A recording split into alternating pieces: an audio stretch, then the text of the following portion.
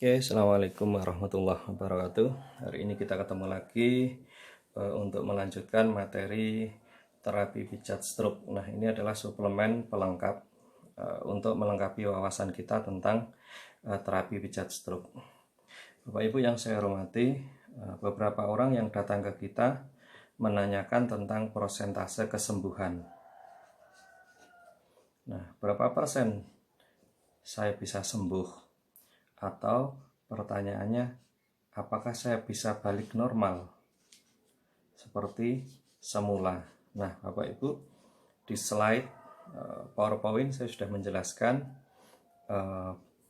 tentang banyak hal yang berkaitan dengan kesembuhan pasien atau normal tidaknya pasien. Yang jelas, item-item yang harus kita perhatikan itu ada sekitar 7 item. Nah, terapi saya, perlu saya pertegas lagi, terapi saya tidak menggantikan terapi medis, tetapi terapi saya adalah memperkuat pemulihan yang dilakukan oleh teman-teman medis. Jadi tidak dibenarkan menghandle orang stroke dengan teknik saya. Jika ada orang stroke, maka tindakan pertama kita adalah dilarikan ke rumah sakit. Kemudian kita bersabar menunggu progres dari rumah sakit. Nah, setelah selesai dari rumah sakit, opnam selesai, maka disitulah peran kita. Nah, kemarin saya sudah menjelaskan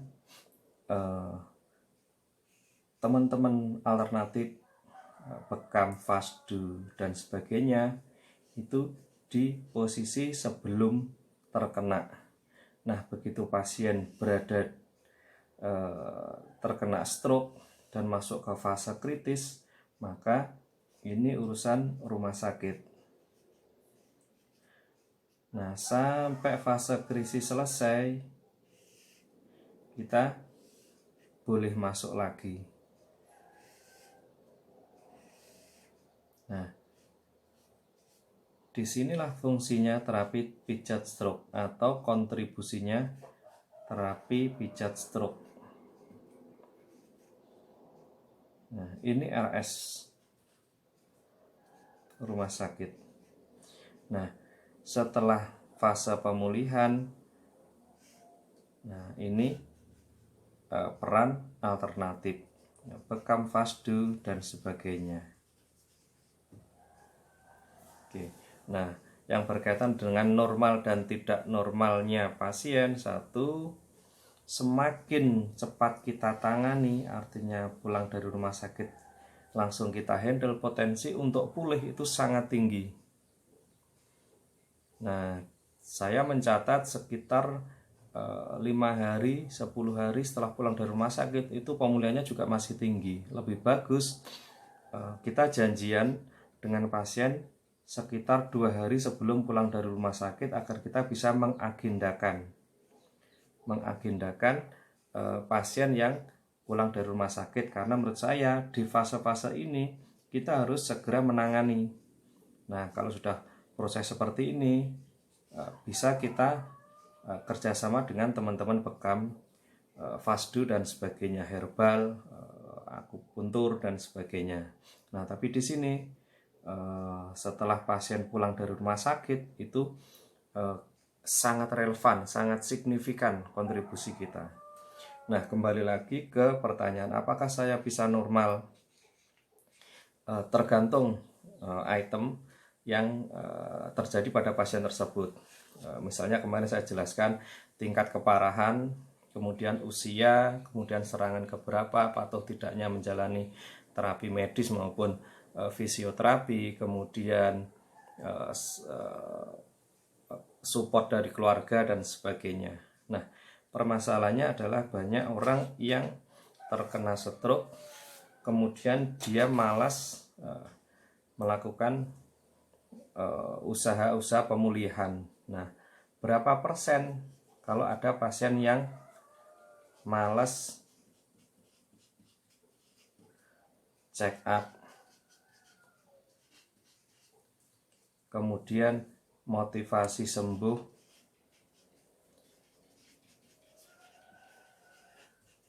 rendah, kemudian daya dukung keluarga rendah,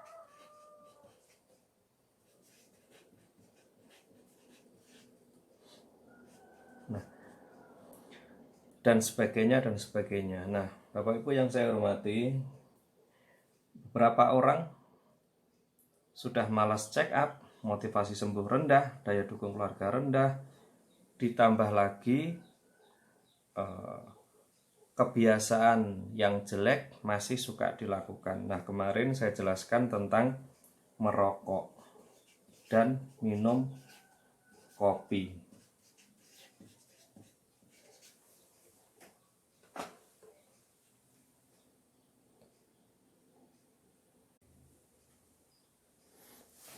Rokok dan kopi mempunyai kontribusi yang cukup signifikan menurut saya untuk memperparah ataupun memperlambat proses penyembuhan.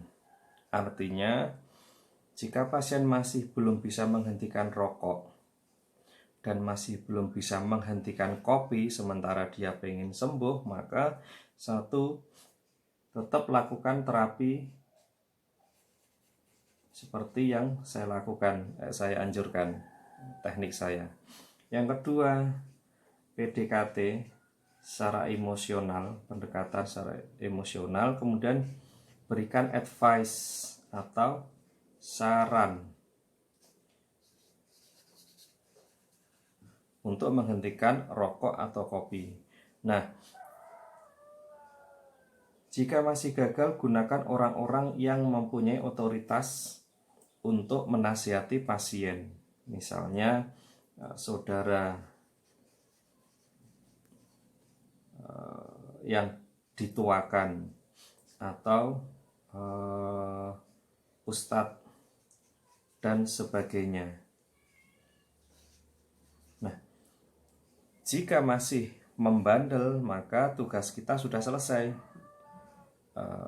Yang jelas kita harus menjelaskan bahwa rokok dan kopi mempunyai kontribusi yang cukup signifikan untuk memperlambat, bukan mempercepat, tapi memperlambat proses kesembuhan atau malah membuat pasien tidak bisa pulih. Nah, kita bisa menunjukkan data-data atau fakta-fakta atau dokumen-dokumen yang kita miliki tentang proses kesembuhan orang yang pulih dengan cepat. Jadi malah dibalik, bukan ditunjukkan orang yang malah nggak bisa sembuh dengan rokok atau kopi, tetapi malah ditunjukkan orang yang punya komitmen tinggi untuk sembuh itu malah menghindari rokok dan kopi. Itu kira-kira penjelasan saya. Nah, bagaimana untuk menguji efektivitas terapi kita?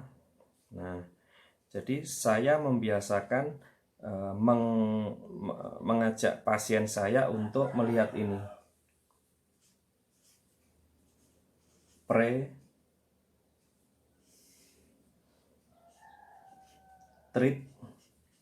Treatment dan post. Jadi kalau digambarkan seperti ini, atau bahasa kerennya before after. Nah, Bapak Ibu yang saya hormati,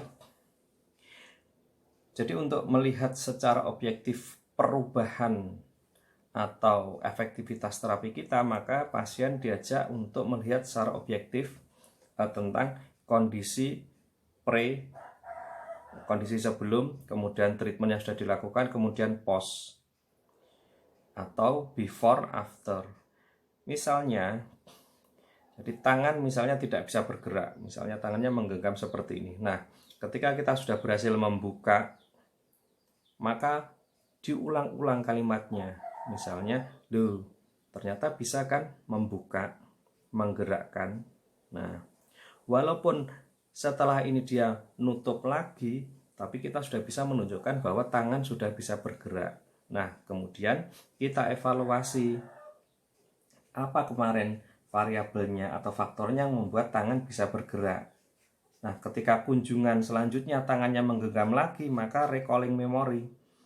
Lakukan lagi, kemarin bisa bergerak kira-kira seperti apa? Yuk kita ulang lagi. Oke. Kemudian biasakan melihat sisi positif atau perubahan setelah treatment dan mengucap hamdalah. Dengan perubahan setelah treatment, walaupun prosentasenya sangat kecil. Nah, jadi pasien diajari untuk bersyukur. Jadi sekecil apapun perubahan itu harus kita syukuri. Kita fokus melihat perubahan, bukan melihat yang belum berubah atau yang masih sakit. Jadi misalnya tangan tidak bisa bergerak sama sekali, kemudian ternyata jari sudah bisa kita gerakkan tetapi lengan, pundak masih kaku, nggak masalah. Nah, kita ajari untuk alhamdulillah jarinya sudah mulai bergerak. Nah, setelah itu nanti kita fokus ke pergelangan tangan, kita fokus ke lengan dan sebagainya. Nah, dengan mengajarkan pasien untuk melihat perubahan sekecil apapun, maka konsentrasinya adalah bahwa ada perubahan positif setelah diterapi. Artinya semakin telaten kita melakukan terapi, maka perubahan positif-positif itu akan semakin banyak kita temui. Apalagi kalau pasien mau berlatih secara mandiri atau keluarga memiliki kesempatan untuk melatih pasien di sela-sela kunjungan kita, maka potensi akan sembuh dengan sangat cepat. Oke, itu Bapak Ibu yang saya tambahkan. Insya Allah akad depan akan kita tambahkan lagi. Untuk anggota baru silahkan dicek dari atas scrolling video-video yang sudah saya buat, yang sudah saya urutkan, insya Allah sesuai urutan penyajian. Demikian materi saya hari ini, saya tutup. Assalamualaikum warahmatullahi wabarakatuh.